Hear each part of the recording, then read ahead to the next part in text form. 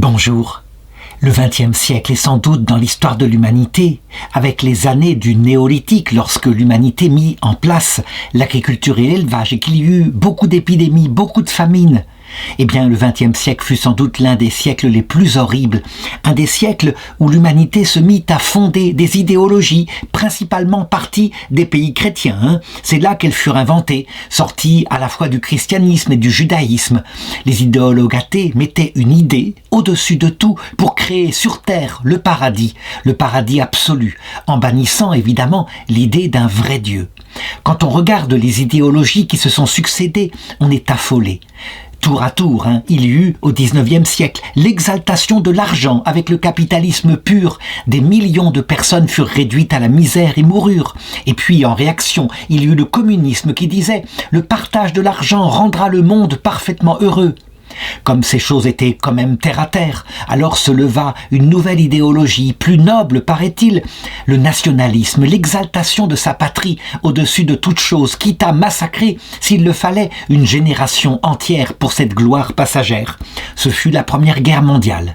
Et puis, la Seconde Guerre mondiale, parce que une nation avait perdu la première, se lança dans la colère et vengeance par rapport à ce peuple qui s'estimait plus grand, toujours plus grand que les autres peuples, le peuple allemand, et qui élabora non seulement l'idéologie de la nation, mais l'idéologie de la race germanique.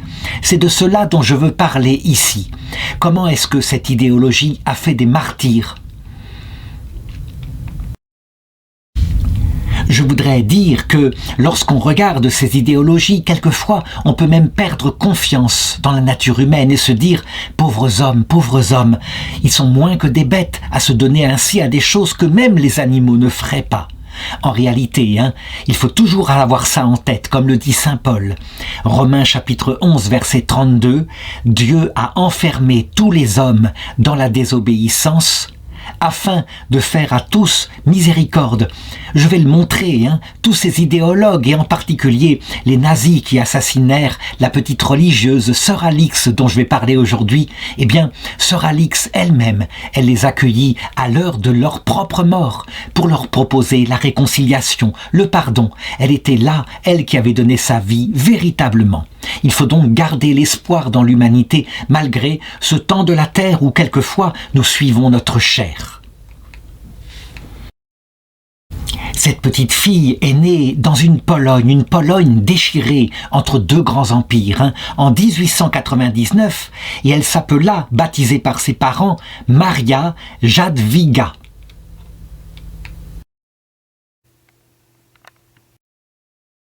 Elle fut très aimée par des parents polonais qui étaient profondément catholiques et qui lui communiquèrent le trésor de leur foi.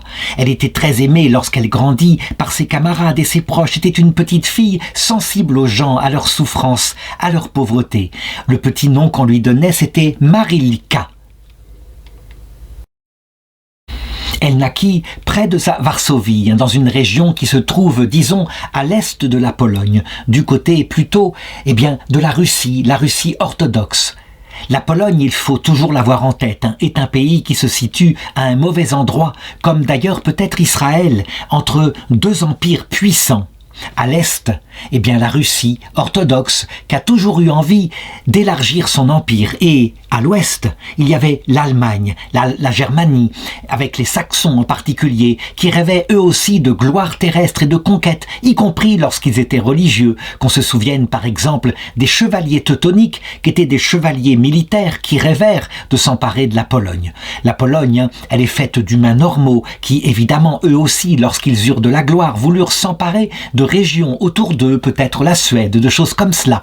Mais parce qu'ils furent souvent écrasés, ils apprirent par leur souffrance l'obéissance et l'humilité, et aussi, à garder ce qui faisait le cœur de leur culture, leur foi catholique, cette foi fidèle au magistère de Rome, et puis l'amour de leur patrie, mais un amour qui n'était pas exalté, pas du tout le même que celui dont je vais parler ici, celui de l'Allemagne nazie. Sa jeune vie grandit ainsi à la fois dans l'amour de sa patrie et l'amour de sa religion.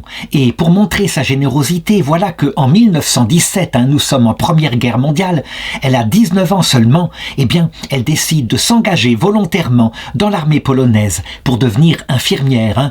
Une petite infirmière, quelqu'un qui n'a pas beaucoup de connaissances techniques, mais qui a beaucoup d'amour et beaucoup de patience pour se dévouer à longueur de journée devant les pauvres soldats qui ont quelquefois son âge et qui souffrent dans la douleur, qui appellent leur maman, qui vont bientôt passer dans l'autre monde. Il faut savoir en effet que cette Première Guerre mondiale, elle est terrible. Les armes sont automatiques, puissantes, et la défense, le bouclier pour les hommes n'est pas encore élaboré. Pour nous, Français et Belges, la Première Guerre mondiale s'est terminée le 11 novembre 1918. C'est une date très importante. Le 11e jour du 11e mois, à la 11e heure, les cloches sonnèrent et il y avait quelque chose ici qui était presque symbolique, prophétique. La 11e heure, c'était la der de der, la dernière guerre, pensait-on. Comme on se leurrait, bien évidemment. En réalité, en écrasant l'Allemagne, et en particulier Georges Clemenceau, le Français, qui avait été vainqueur de la Première Guerre mondiale, en humiliant l'Allemagne, il provoqua la montée de la colère dont j'ai parlé tout à l'heure, et le désir de revanche qui devait surgir simplement 20 années plus tard.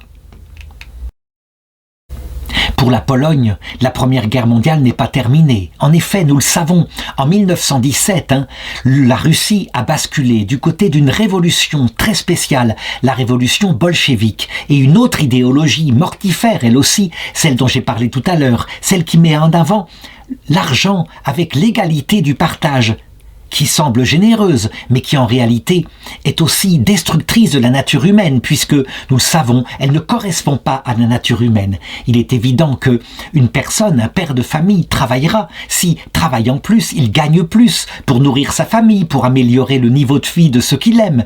On ne travaille pas, je dirais, en se dévouant à égalité pour une entité abstraite qui s'appelle la collectivité sociale. Donc, la Russie se convertie au communisme, et bientôt, elle découvrira malheureusement à quel point ce système ne fonctionne pas. Mais pour le moment, parce qu'il y a des révoltes, du côté des Russes blancs en particulier, qui voudraient éliminer les bolcheviks, une nouvelle guerre se profile. La Pologne est engagée dedans, elle est obligée, pour maintenir son autonomie, de faire la guerre en 1920. Elle a alors 21 ans, elle s'engage de nouveau, et elle décide à ce moment-là d'engager des études de médecine. Elle veut être davantage qu'une simple petite aide-soignante, elle veut être médecin pour faire du bien à son pays.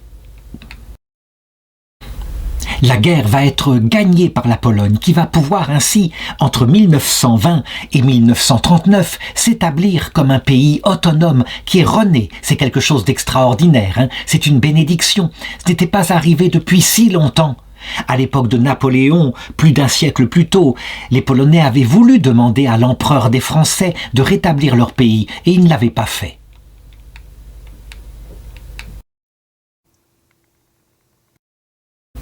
Toujours est-il que notre jeune fille, Maria Jadwiga, est devenue une très belle jeune femme, énergique, volontaire. Elle est obligée d'arrêter ses études de médecine, mais à cette époque-là, parce qu'elle va très souvent à la messe, elle participe à l'amour de Dieu, elle va rencontrer une congrégation religieuse qui est très jeune en Pologne, qui est née il y a peu de temps. Et là, elle va être bouleversée par leur vocation, qui est fervente, qui s'occupe en particulier de l'éducation des jeunes filles, leur donner la meilleure éducation, la connaissance de la culture polonaise. Il s'agit de la congrégation des Sœurs de la Résurrection. L'histoire de cette religieuse est très belle, fondée au milieu du 19e siècle. Elles sont apparues comme cela par une femme extraordinaire, la bienheureuse Celina Borcheka, qui était une femme mariée. Une femme faite pour le bonheur, qu'avait épousé un homme qu'elle aimait de tout son cœur véritablement, et qui elle eut avec elle des moments de bonheur, et deux filles qu'elle mit au monde, dont en particulier Edwige. Lorsque malheureusement le Seigneur la sépara de son mari parce qu'il fut emporté dans l'autre monde par la mort, elle chercha à se consacrer au mieux avec la fortune qu'il lui avait laissée et tout l'amour qu'elle avait dans le cœur. Avec sa sœur, avec sa fille Edwige et et sans l'autre fille qui, elle, se maria, l'autre fille s'appelait elle aussi Céline, elles fondèrent ces Sœurs de la Résurrection pour s'occuper en particulier de l'éducation des jeunes. Elle voulait donner aux enfants de la Pologne en premier lieu toute la culture qui faisait d'eux des Polonais, la culture dans l'amour de leur littérature, de leur patrie, et aussi du Christ, le Christ qui était l'âme de la Pologne. Lorsque Maria Jadwiga entre en contact avec elle à Varsovie, tout de suite elle les aime, tout de suite elle sent que c'est là que le Seigneur l'appelle. On a une lettre qu'elle écrit à la mère générale qui s'appelle la sœur Antonina Soltan, et elle dit ceci: « Je voudrais vivre et mourir pour le Christ, en l'aimant par-dessus tout, car il est le très haut amour. Il est mon Seigneur, il est mon Dieu, il est mon tout. » On le voit donc, c'est une vraie vocation qui est née dans son cœur, le cœur de cette petite Maria Jadwiga, et véritablement, elle va être accueillie avec beaucoup de joie par le noviciat de ses sœurs. Évidemment, dans l'Église catholique, on ne devient pas religieuse comme cela, par une simple rentrée du jour au lendemain. Il faut d'abord être regardant et puis faire un noviciat en se mettant à l'école d'une maîtresse des novices qui va nous indiquer comment adhérer aux coutumes, aux manières de vivre de la congrégation. Elle le fait, elle entre donc au noviciat à Kęty, près de Bielsko, et là, elle change de nom. Ça, c'est une tradition de l'Église catholique. Les religieuses prennent un nouveau nom qui indique qu'elles n'appartiennent plus au siècle, qu'elles appartiennent maintenant à Dieu. Et c'est là qu'elle va prendre le nom de Sœur Alice, Sœur Alicia en polonais. La seule difficulté qu'elle eut, on peut le dire, à cette époque-là, alors que sa vocation était très claire, c'est que, pour rentrer dans une congrégation religieuse, la coutume était que, comme pour le mariage, il fallait payer une dot. En effet, dans des pays où il y a beaucoup de vocations, on fait ainsi. C'est un tri qui paraît un peu malsain, mais finalement qui trouve sa façon d'être. Les parents ne font-ils pas un don à leurs enfants pour qu'ils puissent ensuite fonder leur ménage? Donc, son papa, qui est pour sa vocation, va résoudre le problème. Lui qui n'a pas beaucoup d'argent, il va emprunter de l'argent pour que sa fille soit acceptée au couvent. Et donc, elle prononce ses premiers vœux, ensuite elle retourne à Varsovie, et là, elle commence à s'occuper de divers apostolats. On lui en a déjà confié, des classes en particulier, et elle voit qu'elle est vraiment faite pour cela.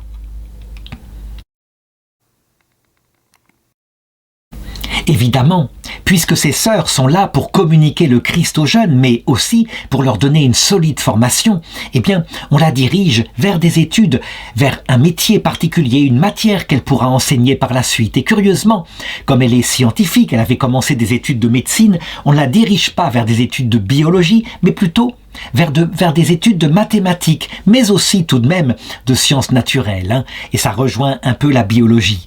Et donc, elle soutient son mémoire de chimie. À partir d'un certain moment, elle devient capable d'enseigner, elle prend son agrégation et voilà, elle se met à enseigner. On a des photos de cette époque-là où on la voit avec son costume de religieuse, avec d'autres sœurs et des enfants, sûrement d'une classe qui lui avait été confiée, des petites par exemple ici. Ce sont les photos de classe de cette époque-là.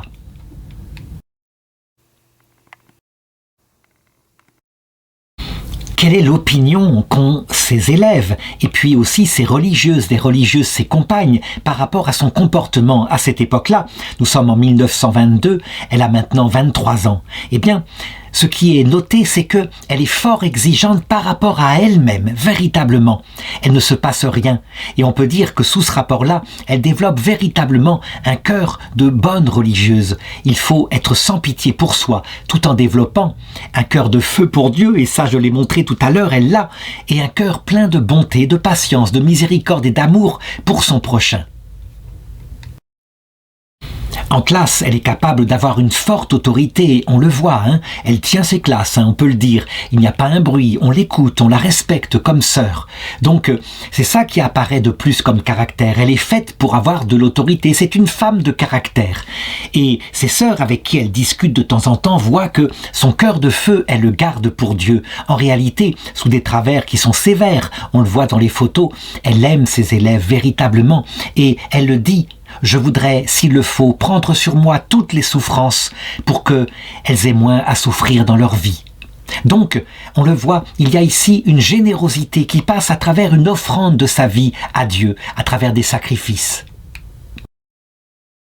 Elle va être pendant 10 années ainsi un professeur, et puis à un moment donné sa congrégation qui se rend bien compte que c'est une femme faite pour être directrice, qui doit être capable de diriger pourquoi pas une des fondations que fait l'Ordre de la Résurrection, eh bien on la nomme en 1934, elle a 35 ans maintenant, à Wejherowo en Pologne pour être directrice d'un lycée privé féminin fondé par la congrégation.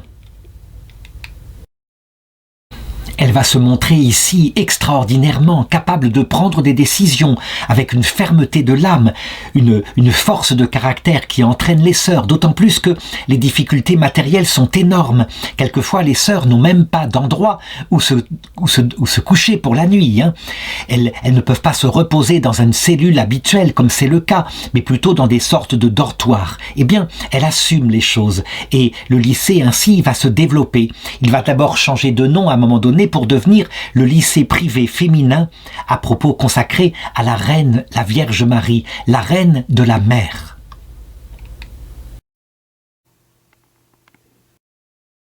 Cette école est très bien tenue, l'autorité est ferme, la directrice est l'idéal, et on voit les enfants à cette époque-là qui reçoivent un uniforme semblable pour tous, et qui évidemment, de cette façon-là, se dirigent dans leurs études, grandissent pour faire des adultes, tels que ce sera plus tard. Elle va donc rester comme cela, de 1934 à 1939, directrice de cette école, et 1939, on le sait, on le connaît, c'est encore une date fatidique pour la pauvre Pologne. Cette Pologne qui s'est relevée depuis moins de 20 ans et qui maintenant va devoir affronter quelque chose de terrible, quelque chose d'inusité. Voici que les deux monstres dont je parlais, à sa droite et à sa gauche, l'Union soviétique qui a été battue en 1920 et l'Allemagne nazie de l'autre côté, font un pacte, le pacte de Ribbentrop. Un pacte avec des arguments secrets. Ils disent qu'ils attaqueront la Pologne et qu'ils se partageront ses dépouilles, avec la partie Est pour l'Union soviétique et la partie Ouest pour l'Allemagne.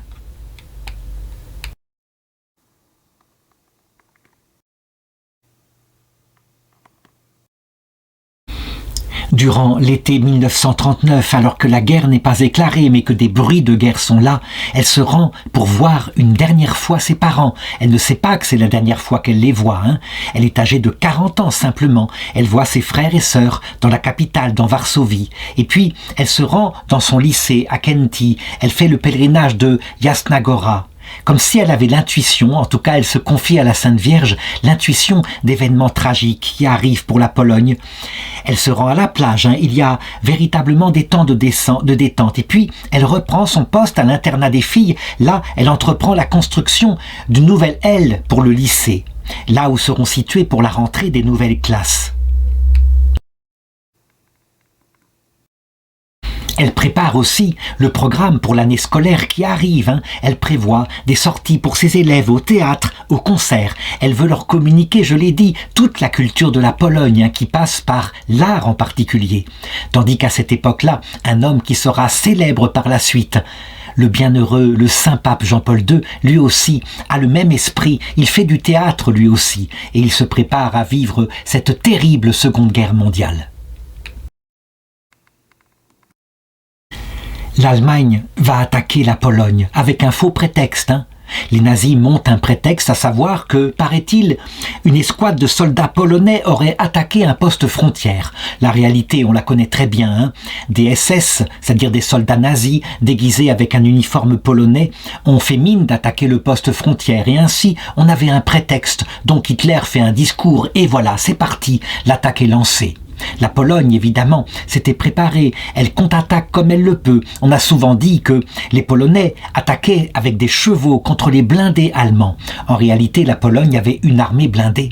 Le problème, c'est que, alors qu'elle se dirige ainsi et qu'elle essaye de battre l'armée nazie, voici que Staline, comme un coup de poignard dans le dos, va attaquer par l'Est. Et c'est ainsi que, attaquée sur deux fronts, la Pologne va tenir comme elle le peut quelques semaines avant d'être complètement battue. Pendant ce temps, l'Angleterre et la France, qui évidemment ont vu que Hitler irait jusqu'au bout, qu'il attaquerait sans cesse, ont déclaré la guerre à l'Allemagne nazie. Mais je dirais, la France, qui a été traumatisée par les morts de la Première Guerre mondiale, reste calfeutrée derrière sa ligne, la ligne Maginot, et attend, l'arme au pied, pour pouvoir, à un moment donné, attaquer. Que va faire l'Allemagne nazie quand elle achève la Pologne? Eh bien, elle retourne toutes ses armées du côté de l'Ouest, puisqu'il n'y a plus de danger. L'Union soviétique, à cause du pacte de Ribbentrop, ne devant pas attaquer. Et elle s'attaque à la France, elle contourne la ligne Maginot par la Belgique. La France va être battue à son tour en quelques semaines. Que se passe-t-il pendant ce temps en Pologne? Eh bien, il faut le savoir. Si les Français sont quelque peu admirés par Hitler, les Polonais qui sont slaves sont méprisés par Hitler. Il suffit de lire Mein Kampf pour l'Allemagne nazie, pour Adolf Hitler. Les races slaves, ce qui se dit normalement esclaves en langue ancienne, en slave, sont des races inférieures, ne sont pas cultivées, ce qui est très faux pour les Polonais, peuple éminemment cultivé. Toujours est-il que Hitler veut s'emparer des territoires de la Pologne, y faire ce qu'il appelle un Lebensraum, ça veut dire y mettre la population allemande qui n'a pas assez d'espace, dit-il, dans les terres actuelles de l'Allemagne et de l'Autriche. Du côté de l'Union soviétique, on a à peu près la même idée, même si ce n'est pas tellement un territoire on veut imposer l'idéologie communiste, mais tout de même, il y a bien cette résistance allemande, et en particulier ces milliers d'officiers que les soviétiques ont fait prisonniers. Eh bien, sur un ordre de Staline, comme cela, avec une balle dans la nuque, ils vont être abattus. C'est le massacre de Katyn. Tandis que du côté de l'Ouest, donc du côté de la partie qui a été conquise par l'Allemagne nazie, on est là et on se méfie énormément de l'Église catholique. L'Église catholique, c'est la force de résistance des Polonais.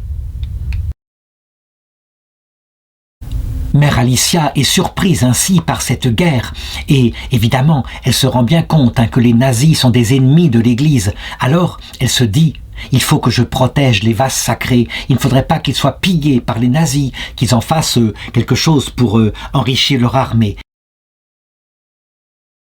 Alors, parce qu'elle voit que la Gestapo essaye de détruire toute forme de vie religieuse en Pologne, qu'elle arrête des prêtres et aussi des universitaires, avec l'aide du concierge de l'époque qui s'appelle Franciszek Pranga, elle décide de cacher les objets du culte, de les enterrer sous la terre, et elle les ressortira à la fin de cette guerre.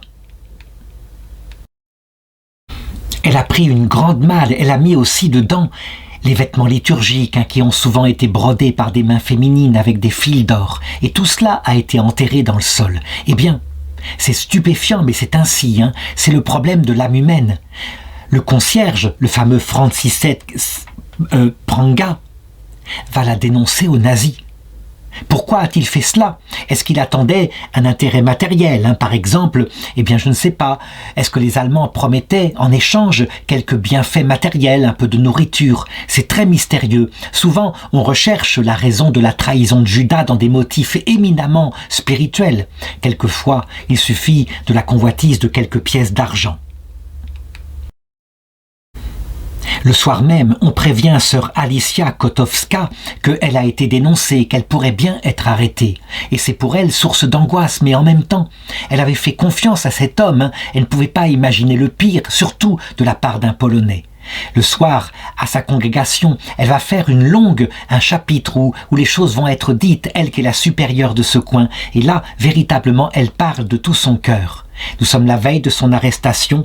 Le lendemain, alors que les sœurs se réunissent pour la prière du matin, voici que les Allemands entrent dans le couvent.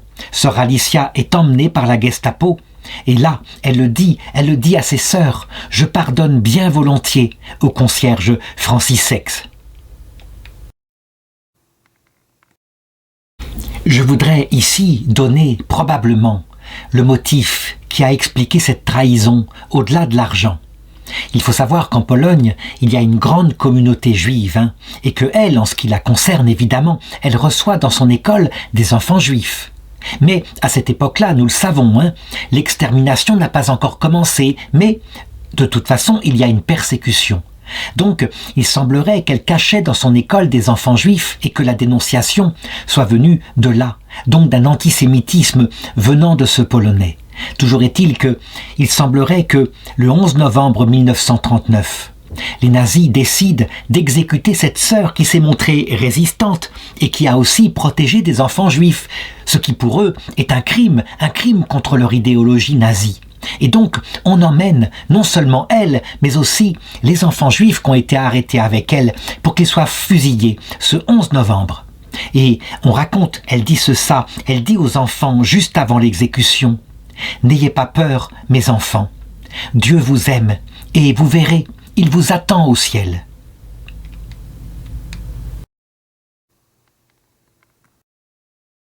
Les rumeurs ont dit qu'elle avait été exécutée non pas par un peloton d'exécution, mais par une balle dans la nuque. On ne sait pas très bien, pour une raison simple.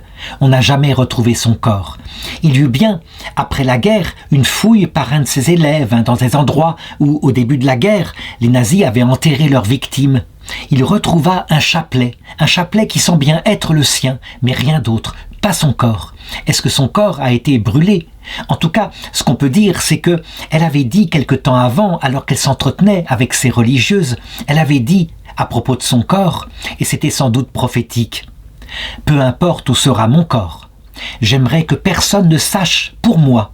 Après tout, il s'agit d'être capable de se connecter avec Dieu. Et c'est possible partout, en toutes circonstances. On n'a pas besoin vraiment des reliques du corps.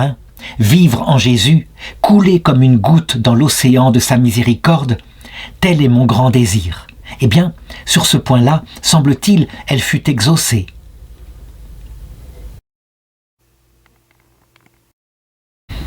Son sacrifice est un grand sacrifice, véritablement. Les gens ont été touchés par ce qu'elle a fait cette année-là. Et la date, le 11 novembre 1939, la date a frappé les Polonais, ses contemporains, qui ont parlé en disant « 11 novembre, c'était juste le jour où la Première Guerre mondiale s'était arrêtée. 21 ans plus tôt. Est-ce qu'il y a là une coïncidence ? Beaucoup méditèrent sur cela en disant probablement elle qui voulait s'offrir et offrir sa vie et offrir sa mort si c'était possible pour Dieu et pour sa patrie. Peut-être que de cette façon-là.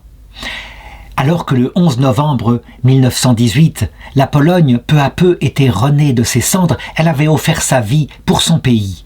La Pologne eut beaucoup à souffrir durant toute cette guerre, mais effectivement, il peut y avoir parfois des coïncidences de date. En tout cas, après sa béatification par le saint pape Jean-Paul II, il décida qu'elle serait fêtée, ainsi que beaucoup de martyrs polonais, elle serait fêtée le 11 novembre, justement le jour de son entrée au ciel.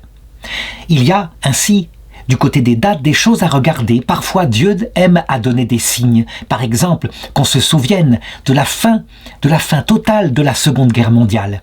Elle se termina par la bombe atomique qui tomba sur Nagasaki.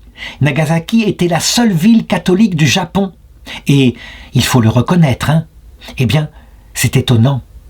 Alors qu'elle tomba le 9 août 1945, du coup, traumatisée par cela, ce fut le 15 août 1945 que le Japon se rendit aux Américains en demandant rien d'autre, et donc que les hostilités cessèrent ce jour-là. C'est absolument étonnant, c'est la fête de Notre-Dame. Et le 9 août, quand les catholiques périrent ainsi sous cette bombe atomique, eh bien il y a peut-être encore une fois une sorte de sacrifice où l'Église et les chrétiens suivent le Christ quand il donne sa vie, le Christ, pour sauver l'humanité entière. En tout cas, les Polonais et les sœurs de sa congrégation aiment à penser que la bienheureuse Alicja Kotowska a fait pareil, que sa vie offerte en sacrifice le 11 novembre 1939 n'a pas été offerte pour rien. Les sœurs de sa communauté, ou peut-être un homme poète, un peu liturge, composa une prière qui est dite au jour de sa fête, le 11 novembre. Toi, Christ ressuscité, qui as appelé la bienheureuse Alicia au chemin de la vie religieuse et de la fidélité, dans l'accomplissement du commandement d'aimer Dieu et le prochain, que la mort de ta martyre nous apporte le courage, nous aussi, d'endurer toutes les souffrances qui viendront, et par elles, accorde-nous la grâce, nous te le demandons, que ta gloire grandisse sur terre. Écoute, s'il te plaît, notre demande.